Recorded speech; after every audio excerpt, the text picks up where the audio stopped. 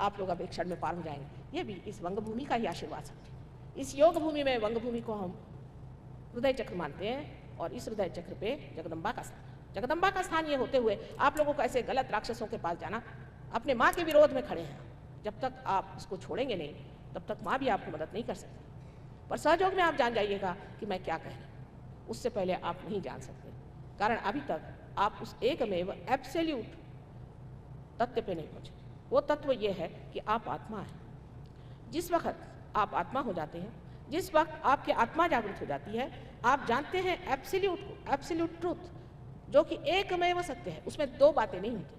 आप कैसे बता सकते हैं कि कौन सा आदमी अच्छा है और कौन सा आदमी बुरा है, कौन सा आदमी ठग है और कौन सा आदमी साधु है?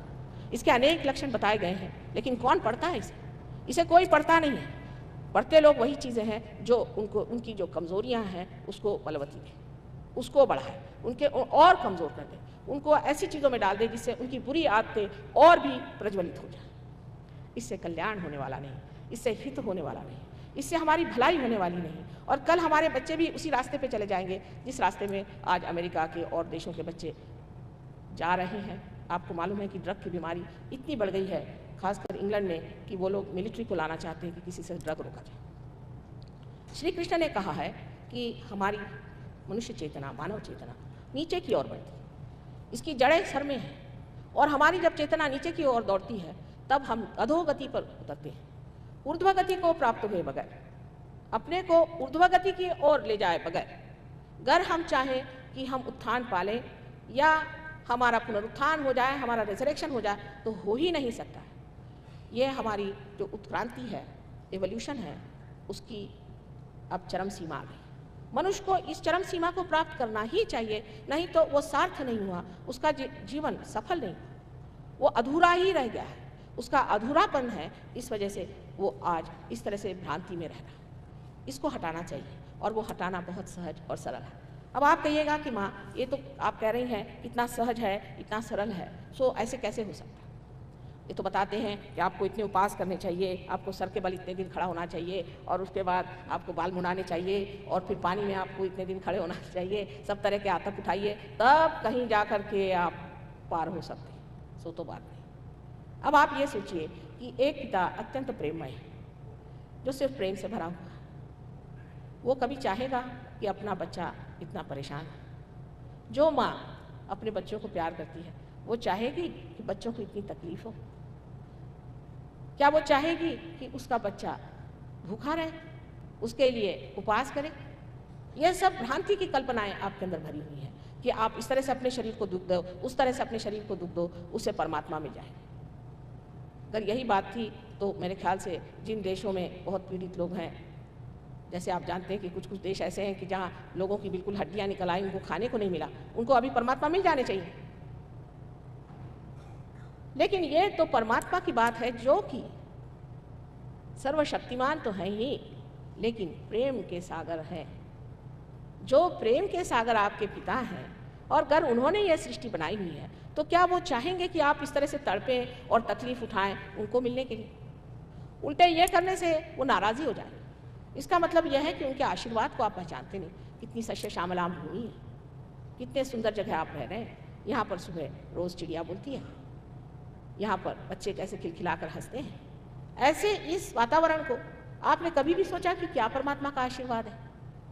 सहयोग में हमें मंत्र बताते हैं, count your blessings one by one. ये सोचिए परमात्मा ने हमें क्या क्या दिया, क्या क्या हमें परमात्मा से मिल गया।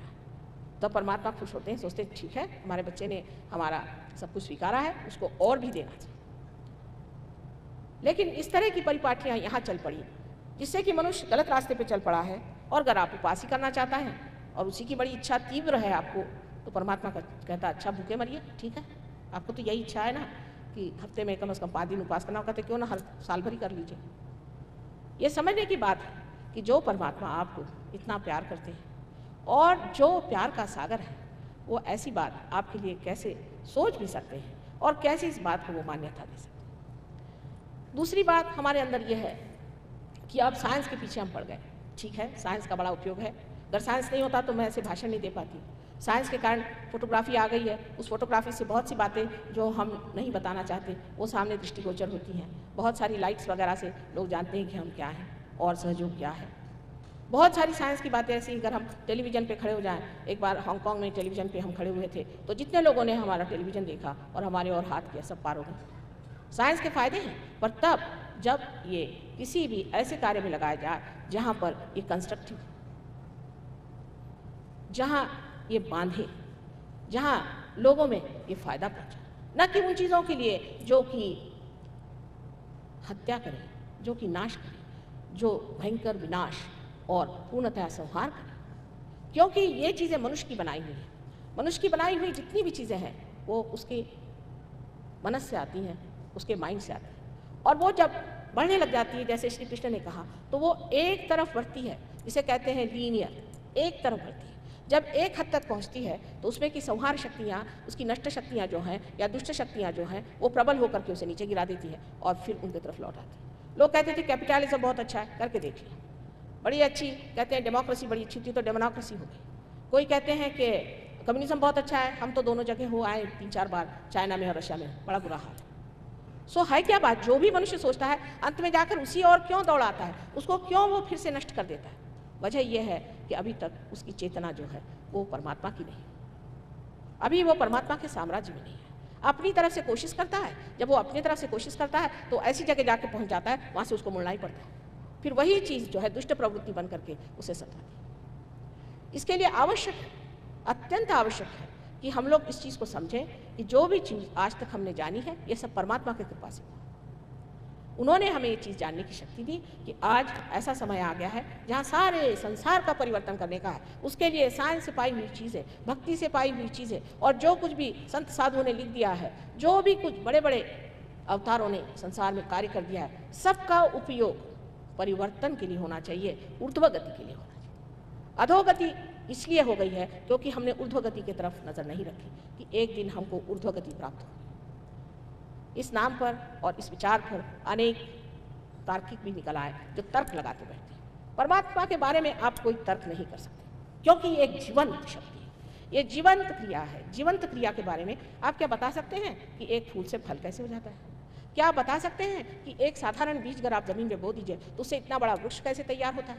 ये जीवंत शक्तियाँ हैं, आप मरी हुई शक्ति से कार्य कर सकते हैं। जैसे एक पेड़ मर गया, उससे आपने एक टेबल बना दिया, स्टेज बना दिया, पत्थर ले आए मरे हुए, उनको लगा दिया, और आप सोचते हैं हाँ हमने कितना बड़ा काम कर दिया। उसे सिवाय अहंकार के मनुष्य के अंदर कुछ नहीं आ सकता। वो सोचता है मैंने कितना काम कर दिया, 2 पत्थर जोड़ दिए, इतना बड़ा महल खड़ा कर दिया।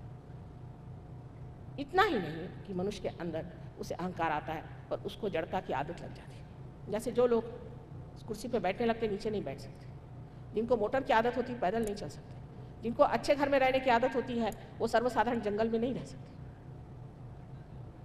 सारी जड़ता हमारे ऊपर में हावी रहती है। इस जड़ता को हटाना इतना मुश्किल नहीं है, पर जो मस्तिष्क से जुड़ी हुई जड़ता है जिसे हम अहंकार कहते हैं, और जो हमारे कुसंस्कारों से जुड़ी हुई जकड़न है, जैसे कि बहुत सी बातें इतनी गलत हम लोगों को बताई गई हैं कि उसको हमने मान लिया। एक उदाहरण के तौर पे बात बता,